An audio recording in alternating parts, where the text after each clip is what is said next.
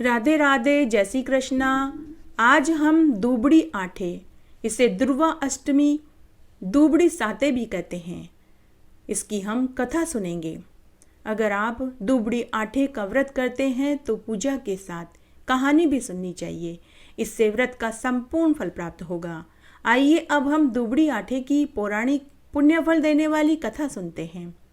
एक बार एक गांव में एक साहूकार दंपति रहते थे। उनके 8 बेटे थे। जब उनका बड़ा बेटा विवाह लायक हुआ तो साहूकार दंपति ने पंडित जी से उसके विवाह का मुहूर्त निकलवाया। मुहूर्त दूबड़ी आठे का निकला। तब फेरों के समय साहूकार के पुत्र को एक नाग ने आकर डस लिया, जिससे उसकी मृत्यु हो गई। इस तरह साहूकार के 7 बेटों का विवाह दूबड़ी आठे के दिन ही निकला और हर बार फेरों के समय नाग ने आकर डस लिया। इस तरह साहूकार के लगातार 7 पुत्र मर गए। अब जवान विधवा बहुओं को देखकर साहूकार दंपति बहुत दुखी रहने लगे। अंत में 8वें बेटे की शादी तय हुई। साहूकार दंपति की हिम्मत पहले से ही टूट चुकी थी। शादी का काम करने के लिए कोई सुहागन घर में नहीं थी। साहूकारनी की हिम्मत शादी का काम करने की नहीं थी और घर में कोई सुहागन महिला शादी का काम करने के लिए नहीं थी। तब साहूकार दंपति की दूर की रिश्ते की एक बेटी थी। तब साहूकार दंपति ने अपने 8वें पुत्र से कहा कि पुत्र तुम्हारे विवाह की तारीख पक्की हो गई है। घर में कोई सुहागन महिला विवाह का कार्य करने के लिए नहीं बची। पुत्र तुम ऐसा करो, अपने दूर की रिश्ते की बहन को यहाँ लिवा लाओ। तब साहूकार का 8वां बेटा अपनी दूर की रिश्ते की बहन को लेने उसके गांव में पहुंच गया। जब वह अपनी बहन के घर पहुंचा तो उस समय उसकी बहन सूत काट रही थी। कुकड़ी का तार बार बार टूट रहा था। कुकड़ी का तार जुड़ ही नहीं रहा था। तो बहन अपने भाई के स्वागत के लिए नहीं उठी। भाई ने अपनी बहन से कई बार पूछा कि बहन रुकूं या चली जाऊं, क्योंकि तू तो मुझे देखकर खुश ही नहीं लग रही, ना ही तू मुझसे मिलने के लिए उठ रही है। तभी सूत का तार जुड़ गया। बहन उठी और अपने भाई की अगवानी करी और बोली कि भाई, सूत का तार जुड़ ही नहीं रहा था। टूटे तार में उठने से भाई का अपशकुन होता है, इसीलिए मैं तेरे स्वागत के लिए नहीं उठी। अब तार जुड़ गया है। बहन उठकर अपने भाई से मिली, उसे पानी का गिलास पकड़ाया और दौड़ी दौड़ी पड़ोसन से पूछने गई कि अगर कोई बहुत प्यारा मेहमान घर आए तो क्या खिलाना चाहिए। पड़ोसन उससे पहले से ही जलती भुनती थी, तो पड़ोसन ने कहा तेल का चौका लगा दे और घी में चावल बना दे। बेचारी बहन बड़ी ही भोली भाली थी। उसने तेल का चौका लगा दिया और घी में चावल उबालने के लिए चढ़ा दिए, लेकिन न चौका सूखे न ही चावल उबले। तभी भाई ने अपनी बहन से कहा कि बहन बहुत भूख लगी है, कुछ खाने को दो। तो बहन ने अपने पड़ोसन वाली बात अपने भाई को कही। तो भाई ने कहा कि बहन, तेरी पड़ोसन ने तुझे झूठ कहा है। तू पानी का चौका लगा और पानी में ही चावल उबालने के लिए रख। बहन ने ऐसा ही किया तो चौका भी सूख गया और भोजन भी बनकर तैयार हो गया। बहन ने अपने भाई को बैठाकर घी, बूरा और चावल एक थाली में परोस दिया। भाई ने पेट भरकर भोजन खाया और पानी पिया। उसके बाद भाई ने अपनी बहन से कहा कि बहन, मेरी शादी की तारीख पक्की हो गई है। माँ बाबा ने तुम्हें लेने के लिए बुलाया है। माँ बाबा ने तुम्हें शादी का काम करने के लिए बुलाया है, इसलिए मैं तुम्हें लेने आया हूँ। बहन ने कहा कि भाई, मेरे तो बहुत काम बिखरा पड़ा है, मैं तो नहीं चल सकती। इस तरह शाम को भाई अपनी बहन के घर ही सो गया। सुबह अंधेरे में ही बहन उठी। उसने आटा पीसा और घी गुड़ डाल कर लड्डू पका करके अपने भाई को दिए। उसमें से 4 लड्डू बच गए। भाई लड्डू की पोटली लेकर अपने घर की ओर चल दिया।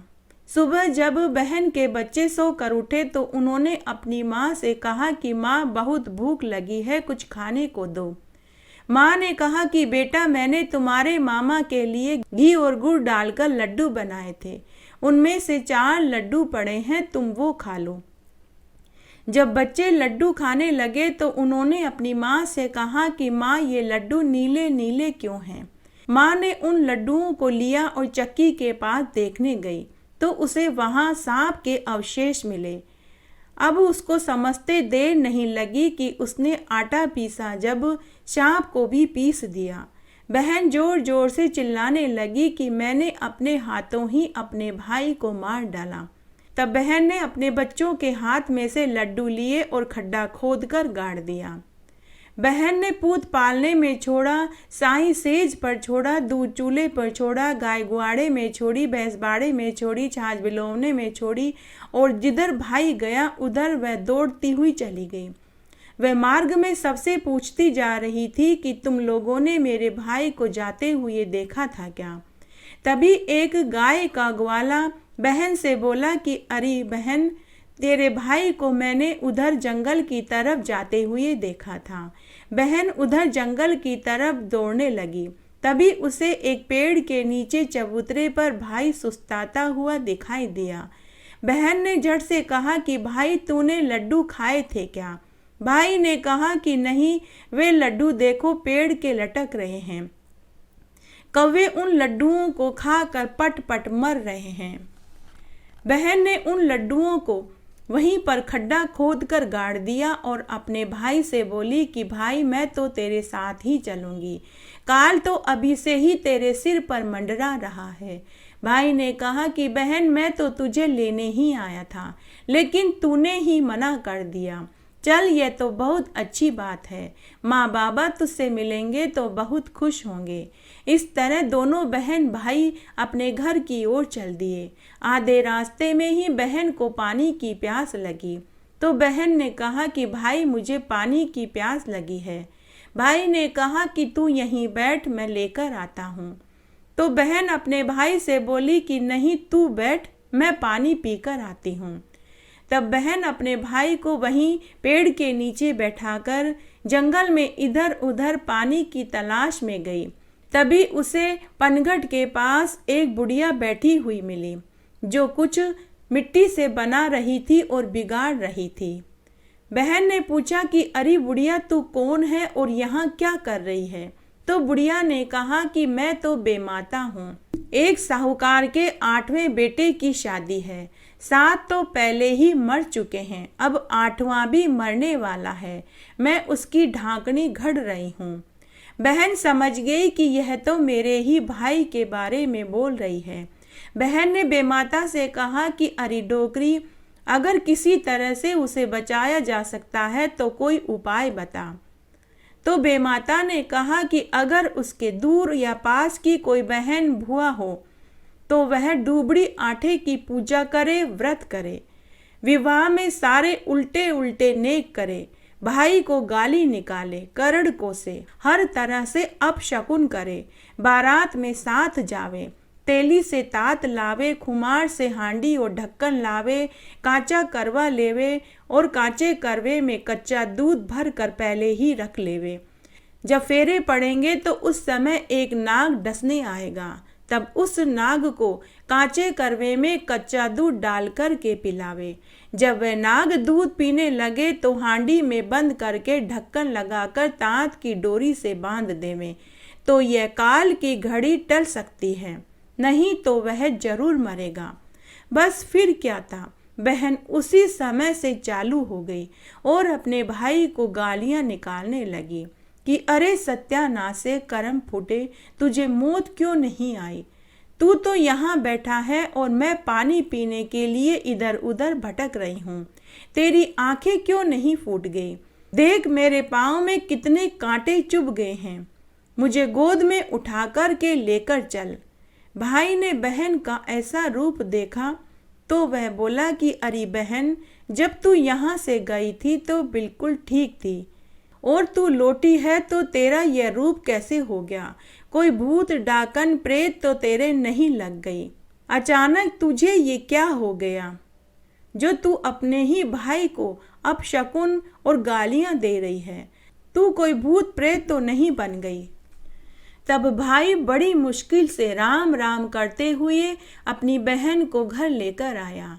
भाई का बाण बैठाया गया तो बहन बोली कि इस करमपुटे का बाण चौकी पर नहीं सिल्ले पर बैठाऊंगी, और वह जिद करने लगी। उसके बाद जब निकासी निकलने लगी तो वह फिर से गालियां देने लगी कि इस करमपुटे की राख उड़े की निकासी तो मैं सामने के दरवाजे से नहीं निकलने दूंगी। पीछे से दरवाजा फोड़ो और उधर से निकासी निकालो। घर में सबने बहुत समझाया, लेकिन बहन सबको गालियां देने लगी। उसने जिद पकड़ ली। उसके बाद घर के पीछे से दीवार फोड़कर निकासी निकाली गई। तभी सामने का दरवाजा भर भराकर गिर गया। घर के सभी लोगों ने कहा कि भाई को तो बहन ने बचा लिया, नहीं तो भाई तो अभी ही मर जाता। उसके बाद बहन अपने माता पिता से बोली कि मैं भी बारात में साथ जाऊंगी। सब ने कहा कि औरतें और लड़कियां बारात में नहीं जाती, लेकिन बहन ने जिद पकड़ ली कि मैं तो इसकी बारात में जरूर जाऊंगी। उसके बाद किसी समझदार व्यक्ति ने कहा कि कोई आंट नहीं है, इसे भी बारात के साथ चलने दो। इस तरह वह बारात में गालियां देती हुई जा रही थी। चलते चलते वे एक जंगल में पहुंचे। रास्ते में सभी विश्राम करने लगे तो उसने कहा कि इस करमपुटे की बारात बड़ के पेड़ के नीचे नहीं रुकने दूंगी। सभी बाराती और दूल्हा खुले में बैठकर के विश्राम करें। उसके बाद सभी बाराती और दूल्हे धूप में विश्राम करने लगे। सबने उसे बहुत समझाया कि बेटी बहुत धूप पड़ रही है, बारात को बड़ के पेड़ के नीचे बैठकर के विश्राम करने दो, लेकिन वह नहीं मानी। सभी बाराती, दूल्हे और दूल्हे के पिता धूप में बैठकर के विश्राम करने लगे। तभी वह बड़ का पेड़ टूट गया। सभी बाराती कहने लगे कि यह तो कुछ जानती है, इसने दो बार बाराती की और दूल्हे की जान बचाई है। अगर अभी हम बड़ के पेड़ के नीचे बैठे होते तो हम सब की जान चली जाती। उसके बाद बारात समधी के द्वार पर पहुंची। समधी के द्वार पर बारात जब पहुंची तो बहन ने फिर से जिद करी कि आरती सामने के द्वार से नहीं करने दूंगी, और आरती भी चौमुखे दीपक से नहीं करने दूंगी। जगमगाते खीरे के थाल लेकर आओ, उसी से मेरे भाई की आरती करो। बारातियों ने समधी से कहा कि भाई जी जैसा ये कहती है वैसा ही कर दो। तभी तोरण मारते वक्त सामने का दरवाजा गिर गया। आरती करते वक्त ऊपर से सांप आकर गिरा तो जगमगाते खीरे में गिरते ही सांप जलकर मर गया। अगर खीरा न होता तो सांप उसी समय दूल्हे को डस लेता, और तोरण अगर सामने के दरवाजे से मारा जाता तो दीवार गिरने से मर जाता। सभी बाराती समझ गए कि यह बहन तो अपने भाई को बार बार बचा रही है।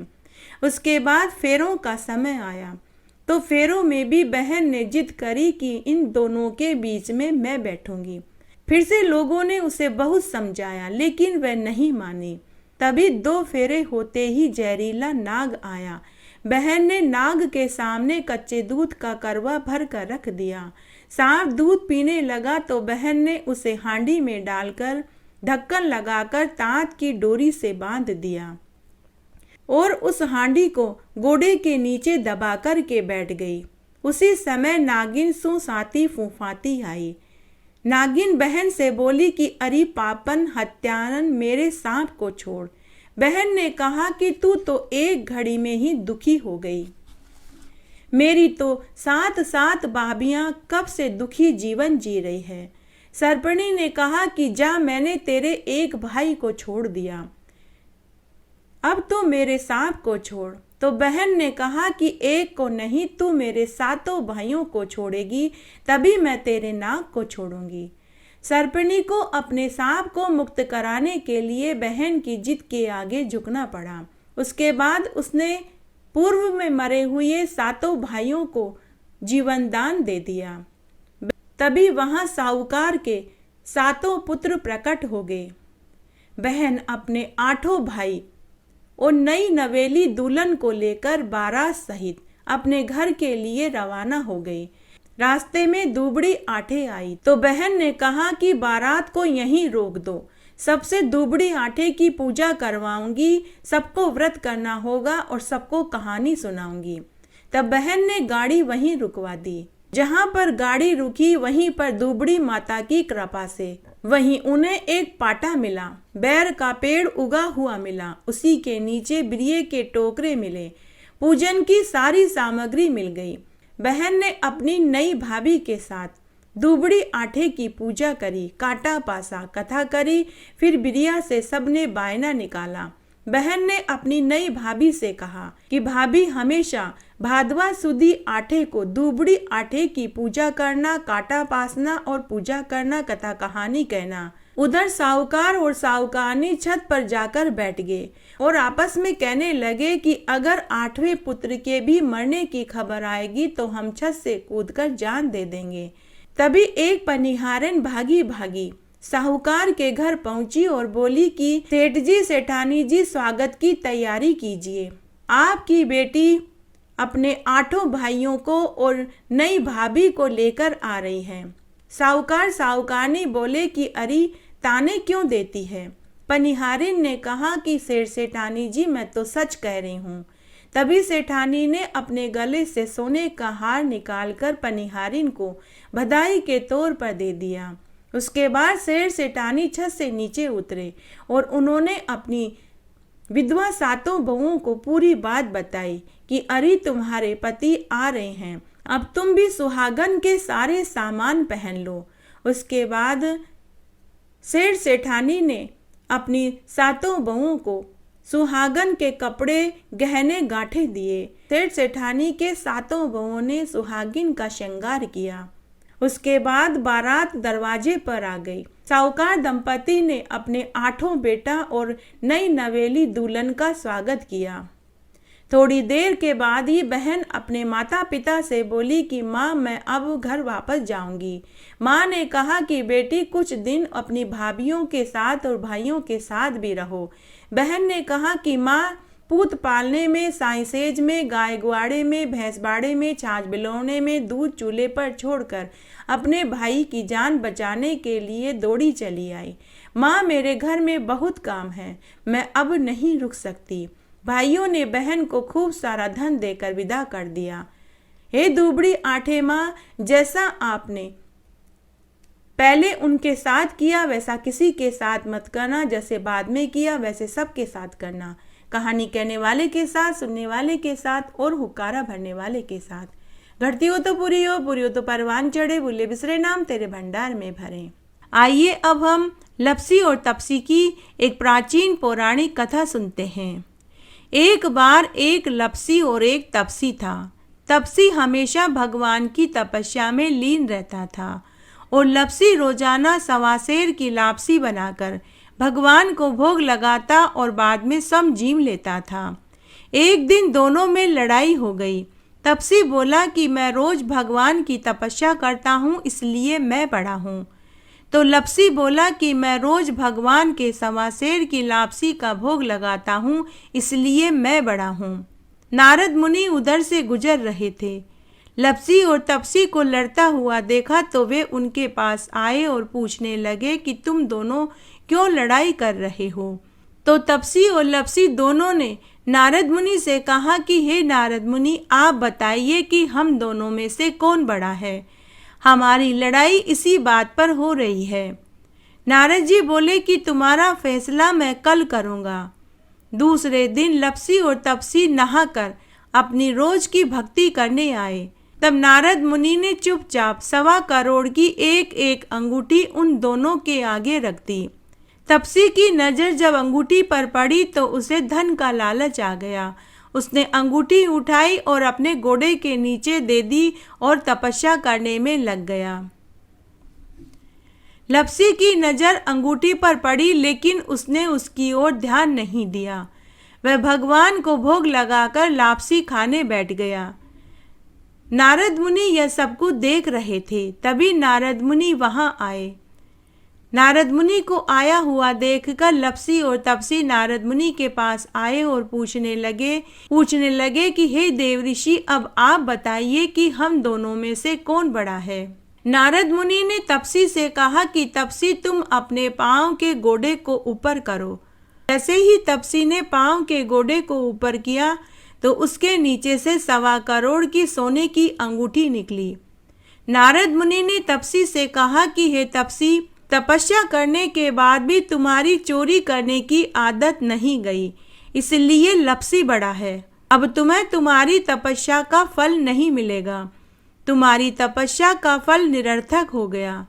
यह सुनकर तपसी शर्मिंदा होकर देव ऋषि नारद मुनि से अपनी गलती की माफी मांगने लगा।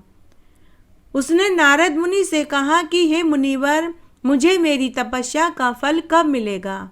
नारद मुनि ने कहा कि यदि कोई पहली रोटी गाय को और आखिरी रोटी कुत्ते को नहीं देगा तो फल तुझे मिलेगा। यदि कोई ब्राह्मण को भोजन करा करके दक्षिणा नहीं देगा तो फल तुझे मिलेगा। यदि बहन, बेटी, बुआ, भतीजी और भांजी को कोई विदा में साड़ी दे और ब्लाउज नहीं देगा तो फल तुझे मिलेगा। यदि कोई दिए से दिए जलाएगा तो फल तुझे मिलेगा। यदि कोई व्रत में सभी कथा कहानियां सुनने के बाद लप्सी और तपसी की कहानी नहीं सुनेंगे तो उनके व्रत का फल तुझे मिलेगा। इसलिए कोई भी व्रत करे तो लप्सी और तपसी की कथा जरूर सुननी चाहिए, तभी व्रत का संपूर्ण फल मिलता है। गणेश जी की कहानी। शिव जी अधिकतर ध्यान में लीन रहते थे, जिससे पार्वती जी अकेली पड़ जाती थी, किंतु शिव जी की उपस्थिति उन्हें बहलाए रखती थी। एक बार महादेव जी संसार का भ्रमण करने के लिए चले गए तो पार्वती जी अकेली पड़ गई। तब उन्होंने गेहूं और जौ का आटे में तेल, हल्दी और घी, चंदन डालकर उपटन बनाया और उस उपटन को शरीर पर मला। उसके बाद मेल के उपटन से उन्होंने एक बालक की मूर्ति बनाई। मूर्ति बड़ी ही सुंदर बनी थी। पार्वती जी ने अपने तप के बल से उसे जीवित कर दिया। तब एक दिन पार्वती जी स्नान करने के लिए जाते समय उसे कह कर गई कि पुत्र, द्वार पर बैठे रहना, किसी को भी भीतर आने मत देना। संयोग से उसी समय महादेव जी भ्रमण करके लौट आए। शिव जी भ्रमण के दौरान भोगवती नदी में स्नान भी करके आए थे तो वे थक चुके थे, आराम करना चाहते थे, किंतु द्वार पर बैठा बालक उनको जाने नहीं दे रहा था। थकान से चूर महादेव जी ने बालक को बहुत समझाया कि यह उनका ही घर है, वे यहाँ के स्वामी हैं, लेकिन बालक नहीं माना। तो महादेव जी ने कुपित होकर त्रिशूल से बालक का सिर काट दिया और भीतर चले गए। महादेव जी जब अंदर पहुंच गए तो पार्वती जी ने पूछा कि स्वामी, आप अंदर कैसे आए? द्वार पर तो मैंने एक बालक को बैठा रखा था कि किसी को भी भीतर मत आने देना। महादेव जी ने बताया कि बालक मुझको भी अंदर आने नहीं दे रहा था, तो मैंने उसकी गर्दन काट दी। इतना कहते ही पार्वती जी रोने लगी। यह देख शिव जी से रहा नहीं गया। उन्होंने पार्वती जी को चुप कराकर वचन दिया कि वे उसे जीवित कर देंगे। तब महादेव जी ने अपने गणों को आदेश दिया कि बालक का सिर ढूंढ कर के लाओ। सेवकों को सिर मिलता कहाँ, वो तो कटते ही चंद्रलोक में चला गया। शिव जी ने गणों से कहा कि जो भी माता अपने बच्चे को पीठ देकर सो रही हो उसका ही सिर काट कर के ले आओ। तब एक हथिनी अपने बच्चे को पीठ देकर सो रही थी। गण उसी का सिर काट कर के ले आए। महादेव जी ने धड़ पर सिर जोड़कर कमंडल से जल का छींटा दिया तो वह जीवित हो गया। बालक को देखकर पहले से ही रो रही पार्वती जी और भी जोर जोर से रोने लगी। शिव जी ने कारण पूछा तो वे कहने लगी कि लोग हंसेंगे, कहेंगे कि पार्वती जी के बालक को देखो, सूप जैसे कान, लंबी लंबी सूंड, कैसा रूप है। तब महादेव जी ने पार्वती जी को आश्वस्त किया कि मैं पहली पूजा का अधिकार तेरे पुत्र गणेश को देता हूँ। लोग पहले गणेश जी का पूजन करने के बाद ही दूसरा काम करेंगे। कोई भी शुभ कार्य प्रथम गणेश पूजा के बिना अधूरा माना जाएगा। आज की चतुर्थी को गणेश चतुर्थी के रूप में माना जाएगा। बालक को देख शिव जी के बालों में से चंद्रदेव मुस्कुराए। इसी से चंद्रदेव को शाप लग गया। गणेश चतुर्थी को चंद्र दर्शन करने से उसके शाप का थोड़ा फल दर्शन दर्शन करने वालों को भी लगता है। इसी से गणेश चतुर्थी को चंद्र दर्शन वर्जित है। शिव जी ने पार्वती जी को कहा कि आज से यह बालक गणेश तेरा पुत्र कहलाएगा। बोलो पार्वती पुत्र गणेश जी महाराज की जय। इस तरह आज हमने दुबड़ी आटे की पवित्र पौराणिक व्रत कथा सुनी। आशा करती हूँ यह आपको जरूर पसंद आएगी। मेरे साथ बने रहने के लिए आपका धन्यवाद। आगे आने वाली कथा कहानियों के लिए भी आप इसी तरह मेरे साथ बने रहें। धन्यवाद।